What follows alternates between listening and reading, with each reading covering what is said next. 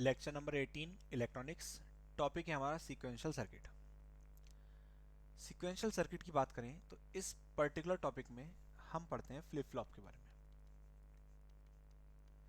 जिसमें आप SR flip flop पढ़ेंगे, जेके फ्लिप फ्लॉप पढ़ेंगे, डी फ्लिप फ्लॉप पढ़ेंगे, टी फ्लिप फ्लॉप पढ़ेंगे, एमएस फ्लिप फ्लॉप पढ़ेंगे, एबी फ्लिप फ्लॉप पढ़ेंगे।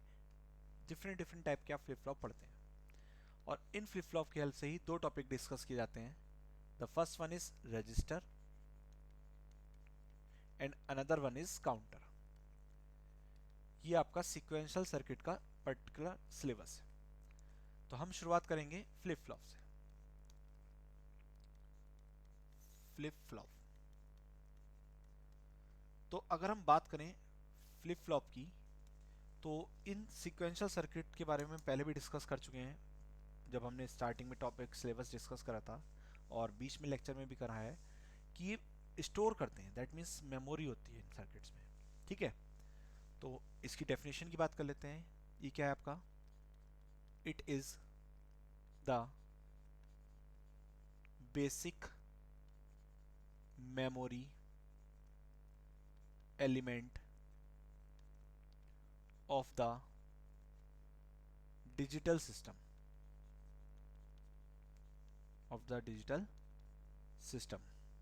ठीक, ये क्या है आपका? बेसिक मेमोरी एलिमेंट है। तो ऑब्वियसली जब मेमोरी एलिमेंट है तो कुछ ना कुछ स्टोर भी करेगा। That means A flip flop can store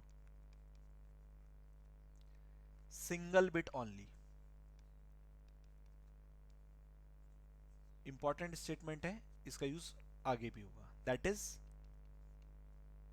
1 और 0, इधर 1 और 0, या तो वो 1 को स्टोर करेगा या फिर वो 0 को स्टोर करेगा। Next point, A flip flop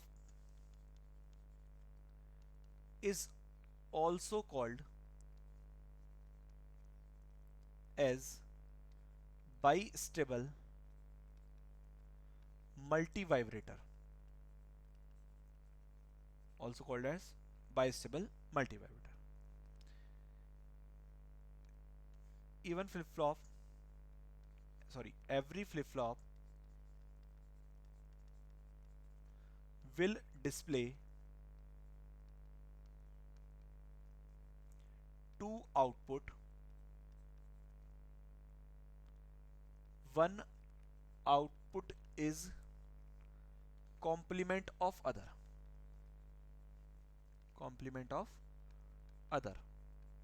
and the last one and the important, every flip flop can store indefinitely.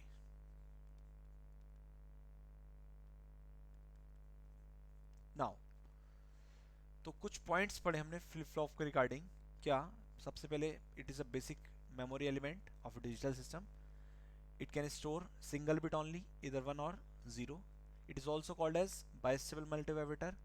और every flip flop display two output, हर फ्लिप फ्लॉप में दो आउटपुट मिलेंगे और एक आउटपुट दूसरे का क्या होगा? कॉम्प्लीमेंट होगा। Every flip flop can store indefinitely, और हर फ्लिप फ्लॉप इंडेफिनेटली स्टोर कर सकता है। सो हमने अभी बोला कि जो फ्लिप फ्लॉप है उसे ही हम क्या बोलते हैं? बाई स्टेबल मल्टीवाइब्रेटर बोल देते हैं। देखते हैं क्या कैसे। तो हम पहले डिस्कस कर लेते हैं किसे? By stable multi vibrator. Basically अगर हम बाई स्टेबल मल्टी वाइब्रेटर की बात करें तो ये एक गुड मेमोरी एलिमेंट है। इसकी मेमोरी बहुत अच्छी होती है। कैसे होती है अभी 2 मिनट में पता चल जाएगा। मैंने क्या करा, 2 नॉट गेट लिए, एक नॉट गेट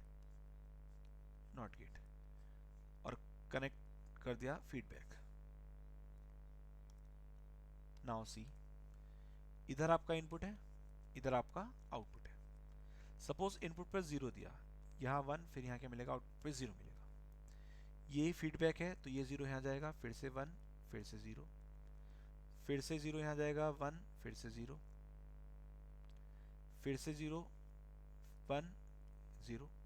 ये प्रोसेस क्या होता जाएगा? रिपीट होता जाएगा। चूंकि प्रोसेस रिपीट हो रहा है, अगर आप ध्यान से देखें तो आउटपुट पर आपको क्या मिल रहा है? 0, 0 0 0 0, ये मिलता जा रहा है बार बार. This is belong for bistable है output, this is for bistable. 0 0 0 0 that means bistable. And repeat हो रहा है 0 0 0, that means multivibrator. That's why we called that type of circuit is called multi vibrator, bistable multi vibrator. So we say that even number of not gate with feedback is called bistable multi vibrator, is called bistable multi vibrator. Now if I convert this circuit in that particular form,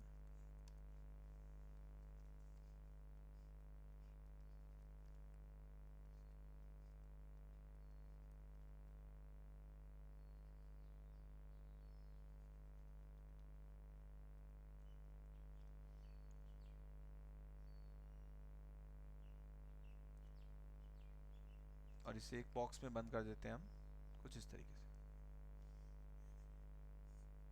ठीक. Now see, आपने यहाँ 0 दिया, यहाँ 1 मिला, ये 1 यहाँ जाएगा, फिर यहाँ 0 देगा, फिर ये 0 यहाँ जाएगा, फिर 1 0 0. प्रोसेस तो वही है, रिपीट हो रहा है, रेगुलर रिपीट हो रहा है. रेगुलर ओपनिंग भी हो रही है और क्लोजिंग भी हो रही है, रेगुलर ओपनिंग भी हो रही है, क्लोजिंग भी हो रही है. बट जो regular opening and closing, opening and closing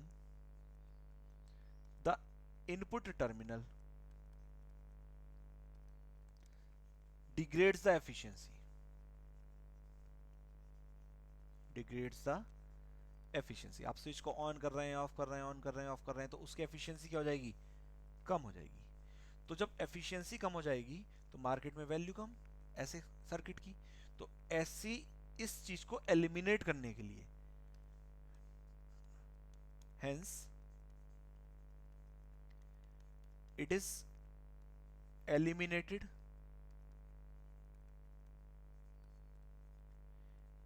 and a new circuit has arrived in market, arrived in market, and that circuit is known as SR latch. SR latch. देखिए यहां से करा क्या उसके लिए हमने, for SR latch replace not gate by nand gate. जो आपका सर्किट था बाइस्टेबल मल्टीवाइब्रेटर में, उसमें नॉट गेट की जगह क्या लगा दिया आपने, नैंड गेट लगा दिया. दैट मीन्स नैंड गेट है तो minimum 2 inputs, first and second nand gate.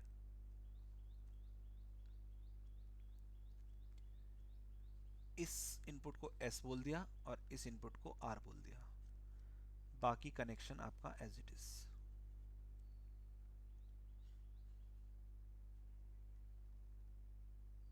ये रहा आपका. यहाँ पे आपको Q और यहाँ डाल दिया हमने Q का बार, क्योंकि फ्लिप फ्लॉप में या लैच में, या आप इस पर्टिकुलर कंडीशन को देखो तो 1 और उसका बार, 1 उसका बार, 1 उसका बार, बार बार यही रिपीट होता रहेगा.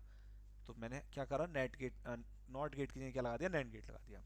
तो ये जो सर्किट डिजाइन हुआ, इस सर्किट को हम बोलते हैं SR लैच. अब इसके लिए ट्रुथ टेबल बनाते हैं, देखिए ध्यान से. तो we have 2 inputs, one is S, another is R. Now see, 0 1 0 1 like that, 0 0 1 1.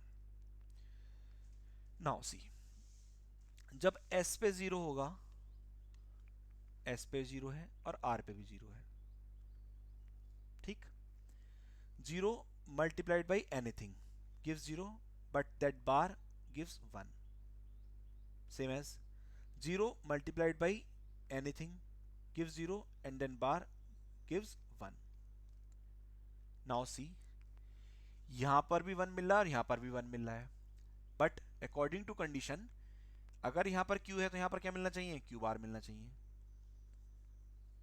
मतलब यहाँ पे 0 मिलना चाहिए, लेकिन मिल क्या रहा है आपका, 1 मिल रहा है। तो इसका मतलब ये क्या हो गया, यहाँ पर अनस्टेबल हो गया, या हम बोल सकते हैं यहाँ पर क्या हो गया, इनवैलिड हो गया, या हम बोल सकते हैं शुरू में ही क्या मिल गया आपको, अपशगुन मिल गया। आगे बढ़ते हैं, देखिए ध्यान से। जब s की वैल्यू 0, r की वैल्यू 1, तो जब 0 होगी तो यहां तो 1 मिलेगा। Is it clear? जब यहां 1 होगी तो कुछ भी हो प्रोडक्ट देगा, उसका बार यहां पे क्या मिल जाएगा आपको, 1 ही मिलेगा। सॉरी, उस जब 0 होगी s की वैल्यू और r की वैल्यू क्या होगी आपकी, 1 होगी, तो देखो 0 होगी तो यहाँ 1 मिला, ये 1 यहाँ आया, 1 1 1 बार 0, क्या मिल गया आपको, यहाँ पे 0 मिल गया। दैट मीन्स अब कंडीशन सही है। यहाँ पे मैं लिख रहा हूँ q। तो जब आपकी s की वैल्यू 0, r की वैल्यू 1 है, तो उस सिचुएशन में q पे क्या मिल रहा है आपको, 1 मिल रहा है। नाउ s की वैल्यू 1, r की वैल्यू 0, s की वैल्यू 1 ले ली, r की वैल्यू क्या ले ली, इस बार 0 ले ली। तो देखो 1 है, यहाँ 0 है, तो यहाँ से शुरू करते हैं, यहाँ 0 होगा तो यहाँ 1 मिलेगा, और यहाँ 1 मिलेगा, ये 1 यहाँ जाएगा, 1 1, और यहाँ क्या दे देगा, 0 दे देगा। इस केस में जब दोनों 1 1 होंगे, यहाँ भी 1 और यहाँ भी 1, देखिए यहाँ से, यहाँ पे भी 1 है और यहाँ पे भी 1 है, तो खुद सोचो इस 1 को डिफाइन करने के लिए, इस 1 को डिफाइन करने के लिए कोई ना कोई यहाँ पे छोड़ के तो गया था पहले, जब 1 0 पे यहाँ छोड़ के गए थे, सपोज यहाँ 0 छोड़ के गए थे तो यहाँ 0 आया होगा, उस रेस्पेक्ट के उसके रेस्पेक्ट में ही काम कर रहे हैं हम। दैट मीन्स यहाँ पर आपको मिल रहा है क्या, प्रीवियस आउटपुट, प्रीवियस आउटपुट।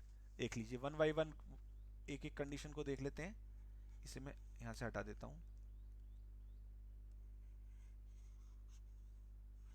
देखिए S0 R0 तो आपको क्लियर हो गया, चूंकि सेम डिजिट्स मिल रही है 1 1, तो आपने बोला इनवैलिड है। S0 R1 आप 1 बाई 0 रखेंगे तो यहाँ पे आपको 1 मिलेगा, ये 1 यहाँ जाएगा तो यहाँ पे आपको 0 देगा। दैट मीन्स आपका Q पे क्या मिल गया, 1 मिल गया। 1 0 के लिए काम करेंगे तो आपको आउट मिलेगा। जब आप S की वैल्यू 1 रखेंगे, R की वैल्यू 1 रखेंगे, तो देखिए 1 है, यहाँ पर पहले क्या छोड़ के गया था, Q पे 0 छोड़ के गया था, तो ये 0 कहाँ गया होगा, यहाँ गया होगा, 0.1 0, लेकिन बार क्या मिलेगा इसका, 1 मिलेगा, ये 1 यहाँ जाएगा, 1.1 1, बार क्या मिलेगा, 0 मिलेगा। दैट मीन्स जो आउटपुट पहले था वही आउटपुट यहाँ मिल गया, प्रीवियस आउटपुट। दैट मीन्स यहाँ से हमें ये तो क्लियर हो गया कि आपका जो फ्लिप फ्लॉप है या लैच है, ये इस पे क्या है, मेमोरी है जो प्रीवियस आउटपुट को स्टोर करे हुए है। ठीक है, बट आपने काम करना शुरू करा ही था कि शुरू में ही आपको अपशगुन मिल गया, तो इस अपशगुन को हटाना भी जरूरी है। तो इस अपशगुन को हटाने के लिए हम आगे बढ़ते हैं। कैसे, देखिए ध्यान से। For eliminate the invalid output, a new circuit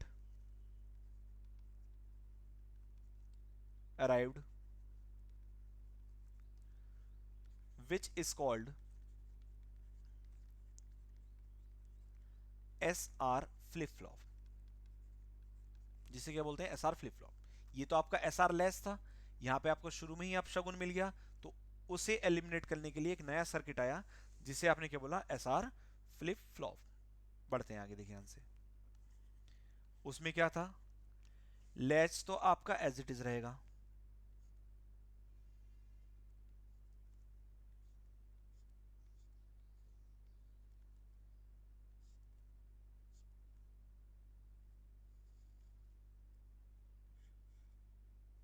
इस पर आप कोई भी चेंज नहीं करेंगे, ये आपका एक था इस तरीके से। बट आपने क्या करना है, यहां पर दो नैंड गेट और लगा देने हैं, एक के आउटपुट को यहां से कनेक्ट कर देंगे और दूसरे के आउटपुट को हम यहां से कनेक्ट कर देंगे, इस तरीके से।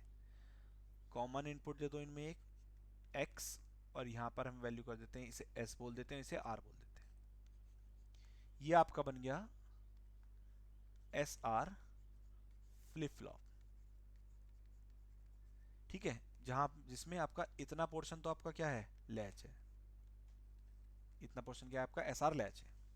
देखिए ध्यान से, तो शुरुआत कहाँ से होगी, पहले मैं एस आर लैच की जो ट्रुथ टेबल थी उसे बना लेता हूँ, फिर इसकी ट्रुथ टेबल डिजाइन कर लेंगे। तो यहाँ बना देता हूँ मैं, एस आर और क्यू था यहाँ पर लैच के केस में 0 1 0 1 0 0 1 1, शुरू में ही इनवैलिड मिल गया था, 0 1 में 1 और 1 0 में 0 और 1 1 में प्रीवियस, कुछ इस तरीके की कहानी थी। अब बहुत ध्यान से देखेंगे, अब इसकी ट्रुथ टेबल डिजाइन करते हैं। तो यहाँ पर क्या है, x कंट्रोल करेगा, उसके रेस्पेक्ट में s और r इनपुट रहेंगे और आउटपुट में मिलेगा आपका q। ठीक है, देखिए ध्यान से, 0 1 0 1 0 1 0 1 0 0 1 1 0 0 1 1। तो दो इनपुट्स के लिए चार काम करते हैं, तो मैं इसे डिवाइड कर देता हूं। यहाँ x बराबर 0 के लिए काम करेंगे, यहाँ x बराबर 1 के लिए काम करेंगे। ठीक, नाउ सी 1 बाय 1, जब x की वैल्यू 0 है, x की वैल्यू कितनी है 0 है, तो यहां 0 गया, यहां 0 गया। जब 0 जाएगा तो anything multiplied by 0 gives 0 and bar 1, anything multiplied by 0 gives 0 but bar 1। अब जो आपकी लैच है, ये इतना पोर्शन क्या है आपका, ये लैच, इस लैच में इनपुट में क्या जा रहा है, 1 और 1 जा रहा है, और जब लैच में इनपुट में 1 और 1 जाता है, ये रहा आपका, तो आपको आउटपुट पे क्या मिलता है, प्रीवियस। तो मैं डायरेक्ट लिख सकता हूं, जब x की वैल्यू 0 रहेगी तो इस केस में भी प्रीवियस आउटपुट मिलेगा, यहां भी प्रीवियस आउटपुट मिलेगा, यहां भी प्रीवियस आउटपुट मिलेगा और यहां भी प्रीवियस आउटपुट मिलेगा। तो इतना काम तो खत्म हुआ। आगे बढ़ते हैं, देखिए ध्यान से। नाउ अब मैं क्या करता हूं, x की वैल्यू 0 ना रख के x की वैल्यू को 1 रखता हूं। देखिए x इक्वल टू 1, मतलब हम यहां से स्टार्ट कर रहे हैं, s की वैल्यू 0, r की वैल्यू 0, फर्स्ट केस s 0 और r भी कितना 0। फिर से वही कहानी, 0 multiply by anything gives 0 bar 1, multiplied by anything gives 0 बार 1, 1 1 मिलेगा तो क्या मिलेगा, प्रीवियस। दैट मीन्स अब स्टार्टिंग में हमें क्या मिल रहा है, प्रीवियस आउटपुट मिल रहा है। आगे बढ़ते हैं, अब s की वैल्यू 0, r की वैल्यू 1, अगली बार में भी s की वैल्यू 0 ही रहेगी, r की वैल्यू क्या रहेगी, 1 रहेगी।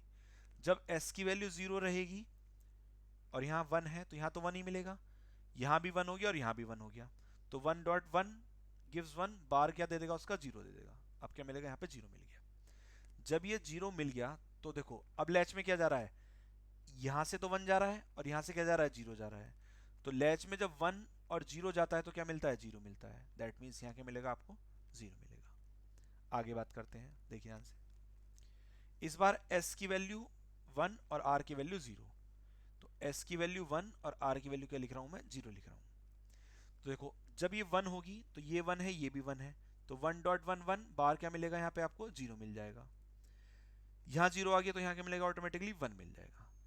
जब लैच में 0 और 1 जाता है, जब लैच में 0 और 1 जाता है तो आउटपुट पे क्या मिलता है, 1 मिलता है, या आउटपुट पे मिल गया 1। इतना काम हमारा पूरा हो गया। आगे बढ़ते हैं इसमें, देखिए ध्यान से।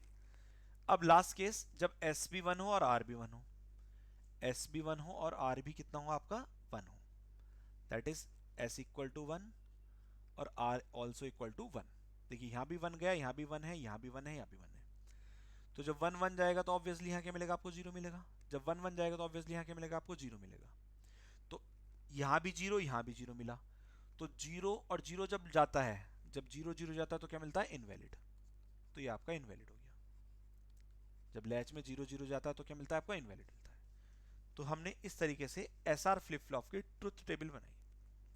आप क्या देख रहे हैं, x बराबर 0 पर प्रीवियस है, पुराने गम में है, जो भी इसका पुराना गम था उसी गम में है। ठीक, तो फ्लिप फ्लॉप को काम कराने के लिए हमें क्या करना पड़ेगा, x की वैल्यू क्या लेनी पड़ेगी, बाय डिफॉल्ट 1 लेनी पड़ेगी। फ्लिप फ्लॉप को काम कराने के लिए x की वैल्यू क्या लेनी पड़ेगी, 1। x बराबर 0 पर तो वो पुराने गम में ही पड़ा हुआ है, प्रीवियस आउटपुट पे ही काम कर रहा है। लेकिन आप फिर से कह रहे हैं क्या, कि भाई अपशगुन तो अब भी है, लेकिन जो अपशगुन हमें शुरू में मिल रहा था वो शुरू में ना मिलके अब कहां मिल रहा है, हमें एंड में मिल रहा है। वो शुरू में ना मिलके कहां मिल रहा है, एंड में मिल रहा है। तो इस अपशगुन को एलिमिनेट करने के लिए मार्केट में एक नया फ्लिप फ्लॉप आएगा, जिस फ्लिप फ्लॉप को बोलेंगे हम जे के फ्लिप फ्लॉप। इस फ्लिप फ्लॉप के बारे में हम नेक्स्ट लेक्चर्स में स्टार्ट करेंगे, क्योंकि एसआर फ्लिप फ्लॉप से रिलेटेड कुछ टर्म्स अभी हमें और पढ़नी है, वो हम नेक्स्ट लेक्चर में पढ़ेंगे, जिसमें आपकी करेक्टरिस्टिक टेबल बनाएंगे, करेक्टरिस्टिक इक्वेशन बनाएंगे, एक्साइटेशन टेबल बनाएंगे और स्टेट ट्रांजिशन डायग्राम बनाएंगे। ये आपके पेपर में डायरेक्ट पूछा जाता है। ऑब्जेक्टिव में स्टेट ट्रांजिशन डायग्राम से रिलेटेड नेट में क्वेश्चंस कई बार आए हुए हैं। ठीक है, तो वीडियो को ज़्यादा से ज़्यादा शेयर करें और चैनल को सब्सक्राइब करना ना भूलें। धन्यवाद।